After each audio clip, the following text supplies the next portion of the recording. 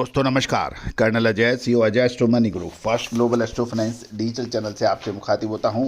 आज 18 नवंबर सन 2024 सोमवार। दोस्तों, अजय एस्ट्रो मनी ग्रुप देश का पहला चैनल है जो 42 कमोडिटीज 5 मार्केट पर लगातार अपडेट और विश्लेषण आप तक प्रस्तुत करते हैं। दोस्तों, हम वर्तमान ही नहीं भविष्य का भी करते हैं सटीक आकलन।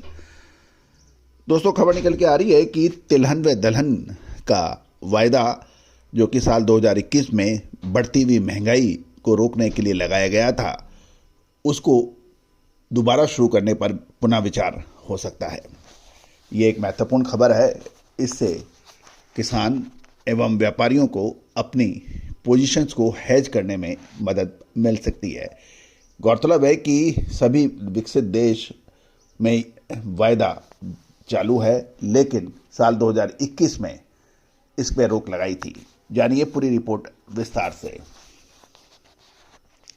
दोस्तों, इससे पहले हम आगे चले, आपसे एक विनम्र अनुरोध, यदि आप हमारे चैनल पर पहली बार आए हैं और अभी तक सब्सक्राइब नहीं किया है, यदि हमारी सारी जानकारियाँ विश्लेषण आपको अच्छे लगते हैं तो चैनल को सब्सक्राइब अवश्य कीजिएगा। यदि आपने अभी तक आपकी अपेक्षा पे खड़े नहीं उतरे हैं तो बिल्कुल मत कीजिएगा। हम हर संभव प्रयास करेंगे कि आपकी अपेक्षाओं पर पूरा उतरे, अधिक मेहनत करेंगे और आप निश्चित एक दिन से हम आपसे सब्सक्राइब की रिक्वेस्ट करेंगे। दोस्तों, खबर निकल के आ रही है कि 2021 में महंगाई के कारण 7 कृषि जिन्सों पर बैन लगाया गया था। इसमें गैर बासमती धान, चना, गेहूं, सरसों, सोयाबीन, कच्चा पाम तेल का वायदा बंद किया था। और उसके पीछे तर्क था कि लगातार तेज भावों के कारण इससे किसान और व्यापारियों को नुकसान हो रहा है, उपभोक्ताओं को परेशानी हो रही है और इससे सट्टेबाजी बढ़ गई थी, ऐसा इसका तर्क था। लेकिन देखने में ये आया है कि हाल में ही कुछ संगठनों ने शोध से ये पता चला कि वायदा बंद होने के बावजूद भी कमोडिटी की कीमतों में बढ़ोतरी हुई है। और अगर सरकार इसे मंजूरी देती है तो तिलहन और दालों का वायदा उत्पादकों के लिए हेजिंग के लिए ये एक महत्वपूर्ण उपकरण बन सकता है। विभिन्न विभागों में सरकार के ने पहले चरण में दलहन और तिलहन वायदा शुरू करने के पक्ष में है और पिछले कुछ विभिन्न विभाग इस पे चर्चा चल रही है। गौरतलब है कि एक्सचेंज के अधिकारी भी NCDX के वायदा शुरू करने की बात कर रहे हैं, क्योंकि अगर वायदा शुरू नहीं होता है तो एक्सचेंज के वॉल्यूम में लगातार और घटने की संभावना बन जाती है।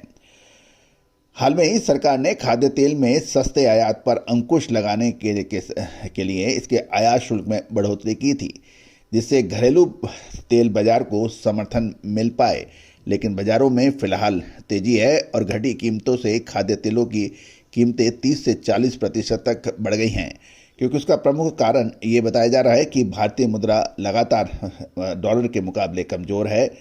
दूसरी ओर अंतर्राष्ट्रीय बाजारों में अमूमन ये होता था कि भारत यदि ड्यूटी बढ़ाता था तो अंतर्राष्ट्रीय बाजारों में भाव गिरते थे और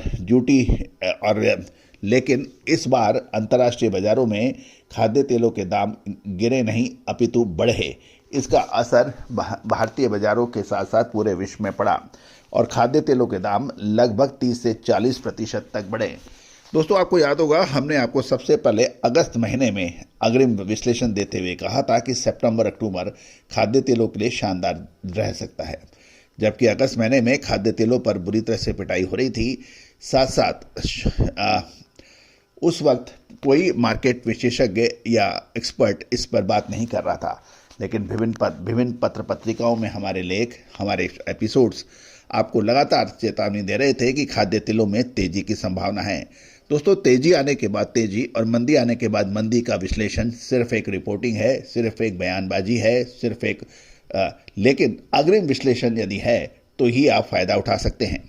कहा जाता है कि एक व्यापार को सुचारू रूप में चलाने के लिए कुछ महत्वपूर्ण बिंदु होते हैं। उसमें सटीक अग्रिम विश्लेषण, पूंजी का पर्याप्त होना, साहस और बुद्धि प्रमुख माने जाते हैं। लेकिन यदि आप के पास सटीक विश्लेषण नहीं है तो आप व्यापार को नेक्स्ट स्टेप में नहीं ले जा सकते। तो दोस्तों, विशेष रिसर्च रिपोर्ट के लिए आप संपर्क कर सकते हैं। और तो ये भी ध्यान देने वाली बात है कि कमोडिटी फ्यूचर्स लॉन्च करने या नहीं करने का अंतिम निर्णय अमित शाह, गृह मंत्री श्री अमित शाह जी की अध्यक्षता वाली अंतर मंत्रालय समिति द्वारा लिया जाएगा। सरकार ने हाल में ही पीली मटर के वायदे को मंजूरी दी थी और वायदा पिछले 16 अक्टूबर से शुरू किया गया था। तिलहन व दलहन यानी ऑयल सीड्स एंड पल्सेज में वायदा फिर से शुरू करने के लिए विभिन्न तिलहन संघों द्वारा भी सरकार से संपर्क किया गया था और विभिन्न राज्यों में चुनाव और महंगाई यानी मुद्रास्फीति की चिंताओं के कारण वायदे पे रोक लगाई गई थी।